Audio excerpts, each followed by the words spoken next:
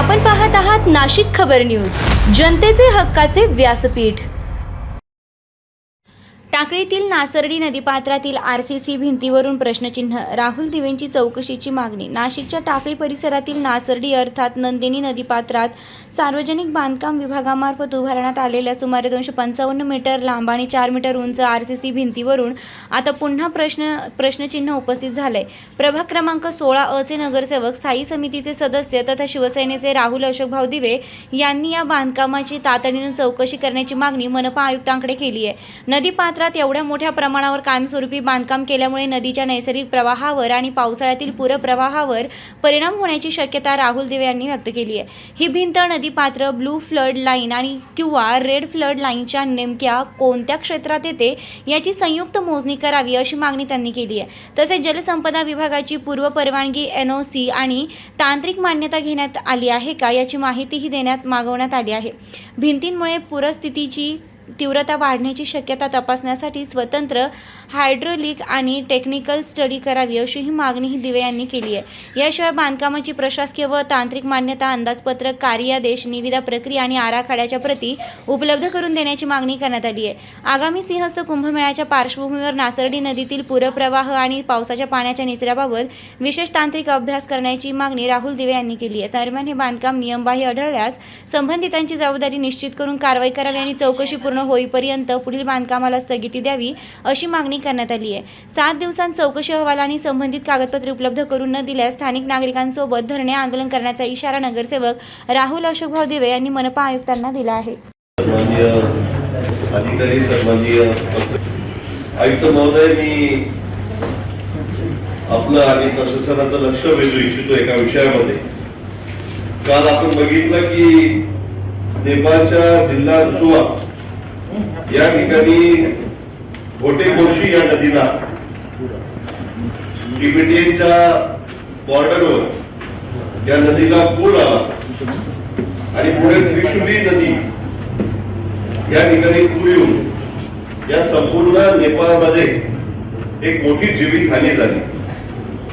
आता ही नेपाळमध्ये जी काही जीवितहानी झाली, आपण सगळ्यांनीच त्याला व्हिडिओ युट्यूबला प्रसार माध्यमातून बघितले असेल की किती मोठ्या ताकदीचा तो पूर होता।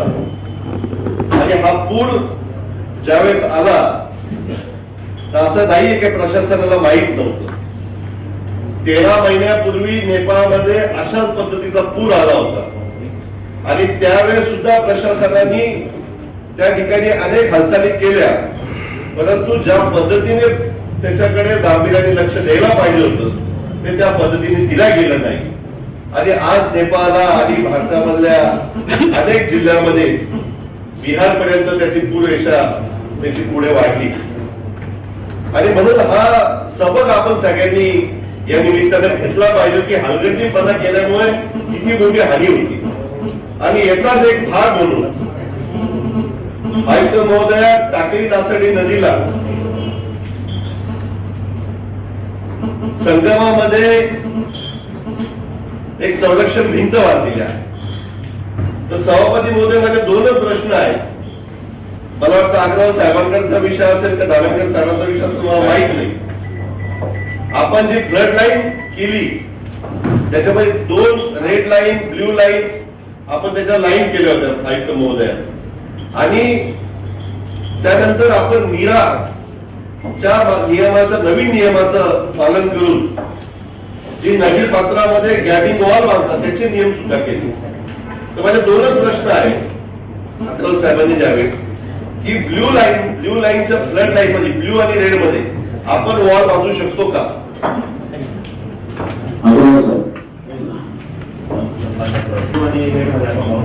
ब्ल्यू मध्ये बांधू शकतो, ब्ल्यू मध्ये काही प्रकारचं बांधकाम अलाउड नाही। ब्ल्यू मध्ये नाही आणि रेड मध्ये केलं तर ब्ल्यू लाईन मध्ये अग्रवाल साहेबांनी सांगितलं बांधता येत नाही, रेड लाईन मध्ये बांधता येते। तर रेड लाईन मध्ये बांधल्यानंतर गॅबिंग वॉल जे आपण दगड रचून त्याला चायनिंग करून एक पद्धत आहे गॅबिंग वॉलची आणि दुसरी पद्धत आहे आरसीसी पक्की करणं। तर आपण आरसीसी पण करू शकतो आणि गॅबिंग वॉल जी दगडी म्हटलं तशी पण दोन्ही करू शकतो। ब्ल्यू मध्ये नाही, रेड मध्ये म्हटलं तुम्ही, रेड मध्ये म्हणते ना नाही, दिल्लीच्या गाईडलाईन नुसार आता कुठली गोष्ट नाही, फक्त गाईडलाईन असणार वाटते. दिल्लीच्या गाईडलाईन नुसार आरसीसी अलाउड नाही. आरसीसी अलाउड नाही. नाहीये. कसं साहेब तुम्ही आता या सभागृहाला अग्रवाल साहेबांनी माहिती दिली की आपण ब्लू लाईन मध्ये मोहीज बांधू शकत नाही आणि रेड लाईन मध्ये बांधली तर ती गॅबिंगवर बांधू शकतो, आरसीसी बांधू शकत नाही. आयुक्त महोदय, तुम्हाला सांगतो की माझ्या प्रभागाच्या बाजूला नासर्डी नदीमध्ये आपण बघितलं 255 मीटरची आरसीसी वॉल बांधलेली आहे. 255 मीटरची आरसीसी लाईन बांधली आणि त्याच्या बाजूला झालेली घरं आहे. आणि ही लाईन आयुक्त महोदया ही ब्ल्यू लाईन मध्ये बांधली. आता ही ब्ल्यू लाईन मध्ये बांधलेली आरसीसी वॉल ही काही आपण महानगरपालिकेने केली नाही, ही केलेली आहे पीडब्ल्यूडी विभागाने. आयुक्त महोदय, पीडब्ल्यूडी विभागाने केल्यानंतर पीडब्ल्यूडी विभाग ही आपल्या टाउन प्लॅनिंगची परवानगी घेत असतं. त्याच्यानंतर आपल्याला महानगरपालिका आयुक्तांचं त्याच्यामध्ये आपण एनओसी घेत असतो. तर दिनांक 23/6/2024 रोजी कार्यकारी अभियंता नगर नियोजन विभाग नाशिक महानगरपालिका यांनी नाशिक महानगरपालिका प्रभाग क्रमांक 16 अंतर्गत आदिवासी वाडा येथे संरक्षण भिंत बांधण्याकरता या ठिकाणी एनओसी दिलेली आहे आपल्या महापालिकेच्या नगररचना विभागाने. त्याचबरोबर नाशिक महानगरपालिका महासभेचा ठराव 19/7/2024 रोजी ठराव क्रमांक 144, त्यावेळेस प्रशासन काळ होता, त्यावेळेस डॉक्टर अशोक करंजकर प्रशासक नाशिक महानगरपालिका यांच्या सहीने नाशिक महानगरपालिका प्रभाग क्रमांक 16 अंतर्गत आदिवासी वाडा येथे संरक्षण भिंत बांधणे, नागरिक दलितोत्तर वस्ती सुधारणा योजना कार्यक्रम 24-25 यानुसार न हरकत दाखला देण्यात येत आहे. हे केलेलं आहे महासभेचा ठराव. मग आयुक्त महोदया, या ठिकाणी महानगरपालिका ठीक आहे, महासभेचा ठराव होत असताना आपण एक बोल त्याच्यामध्ये टाकून देतो की अटी शर्तीच्या अधीन राहून आम्ही परवानगी देतो. परंतु आयुक्तांच्या सहीने या ठिकाणी करंजकर साहेबांच्या सहीने आणि नगर सचिव त्यावेळेस होते मदन हरिश्चंद्र सचिव होते यांच्या सहीने, आणि मग ज्यावेळेस नगर रचना आपल्या भागामध्ये पोलीस खाते इमारत बांधतात, सरकारी पीडब्ल्यूडी एज्युकेशन इमारत बांधतात, अनेक गव्हर्नमेंटची खाती आहे का त्या ठिकाणी इमारत बांधतात. आणि आता पीडब्ल्यूडी वाल्यांना तर आपण सगळंच त्या ठिकाणी एनओसी देतो. मग त्या ठिकाणी नगररचनाला ते कम्प्लिशन घेता का नाही घेत, आपल्या नगर रचनाचे कोणी असेल सचिन जाधव साहेबांना सांगा सगळं ते घेता का नाही घेता, एवढं मला उत्तर द्यावं त्यांनी.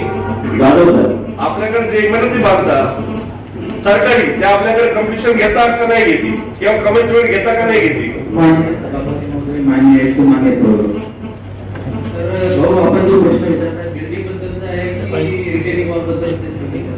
नाही इमारतीचं पण परवानगी घेता का नाही विचारलं.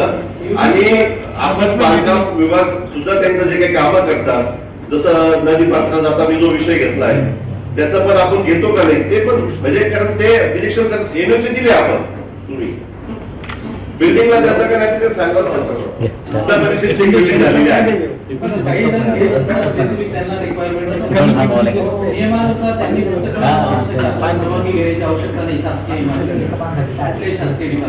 सभापती महोदय, ठीक आहे सभापती महोदय, एक गोष्ट आपण लक्षात घ्या की सिंहस्थच्या प्लॅनिंग करत आहोत. शासन असेल, महापालिका असेल, आपण सगळे एक वेल प्लॅन व्हावं म्हणून आपण सगळेच प्रयत्नशील आहोत. आज पीडब्ल्यूडी मध्ये मी पीडब्ल्यूडीला नावं ठेवत नाही, कारण ते सुद्धा एक शासनाचा एक भाग आहे. परंतु तुम्हाला सांगतो आयुक्त महोदया, त्यांचं तुम्ही कुठलं इस्टिमेट घ्या एखाद्या इमारतीचं, फक्त 10,000 स्क्वेअर फूट बांधकाम करणे आहे. त्याला कुठलाही नकाशा नसतो, कुठल्याही प्रकारचे त्याच्यात अनालिसिस नसते इस्टिमेटच्या माध्यमातून, आणि कुठल्याही गोष्टीचा आपल्या अधिकारी जातात ना हे द्यायला, साईडवर आपल्या अधिकारी जातात कॉन्ट्रॅक्टरला चाल जाईल असा कुठल्याही प्रकारचा प्रकार नसतो. आयुक्त महोदय, आयुक्त महोदय, टाउन प्लॅनिंगचे सगळे अधिकार तुमचे आहेत. आज महापालिका आयुक्तांना टाउन प्लॅनिंगचे इतके अधिकार आहे की आयुक्त महोदयांनी ठरवलं का एखादा प्लॉट आपल्या महापालिकेला घ्यायचा आहे तर त्या घेऊ शकता एका मिनिटात.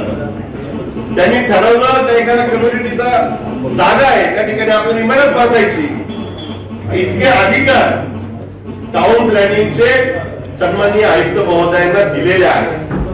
आणि मग एकीकडे शासनानं इमारती बांधली आणि तो बांधणारा व्यक्ती पण एखादा ठेकेदार असतो आणि आज त्यांच्यावर आपला अंकुश नाही किंवा आपलं त्यांच्यावर आपलं बाइंडिंग नाही किंवा नगर सचिव नगर रचना विभागाच्या अधिकाऱ्यांनी सांगितलं की ते फक्त आपल्याला माहिती म्हणून कळवतात आणि म्हणून आयुक्त महोदय ही किती मोठी शोकांतिका आहे. हा खरा अधिकार महापालिकेचा आहे, हा अधिकार टाउन प्लॅनिंगचा आहे. जर ते मनमानी करत असेल आणि काही बांधत असेल आणि त्याला आम्हाला फक्त तुम्हाला कळवायचंय तर मला असं वाटतं हे कितपत योग्य आहे. आणि म्हणून आयुक्त महोदयांनी या बाबतीमध्ये एक परिपत्रक काढलं पाहिजे सर्व विभागाला की तुम्हाला कुठचीही मदत बांधायची असेल. आज आयुक्त महोदय तुम्हाला सांगतो, आमदार महोदय, अनेक आमदार महोदय नाशिक मध्ये काम करतात. अनेक ठिकाणी आमदारांच्या निधीतून सभागृह बांधलेले आहे. एकही सभागृहाला एखाद्या प्लॉट मध्ये किती बांधकाम करता येतं आपल्याला त्याचा एक निकष आहे. एखादा ओपन स्पेस असला त्याला 2% FSI देऊन 20% बांधकाम आपल्याला करता येतं. परंतु अनेक सभागृह बांधले आमदार निधीतनं एकाही सभागृहाला टाउन प्लॅनिंगची परवानगी नाही, एकाही सभागृहाला टाउन प्लॅनिंगचे गाईडलाईन नाही आणि एकही सभागृह उत्तम दर्जाचं बांधलेलं माझ्या निदर्शनात येत नाही. आणि म्हणून आयुक्त महोदय या बाबतीमध्ये आपण याच्यामध्ये एक मास्टर प्लॅन म्हणा किंवा आपले परिपत्रक या माध्यमातून काढलं पाहिजे असं मला व्यक्तिगत वाटतं. कदाचित तुम्हाला त्यापेक्षा जास्त त्याच्यामध्ये आपल्याला असेल. ज्या गोष्टीची मी आज तुमच्या समोर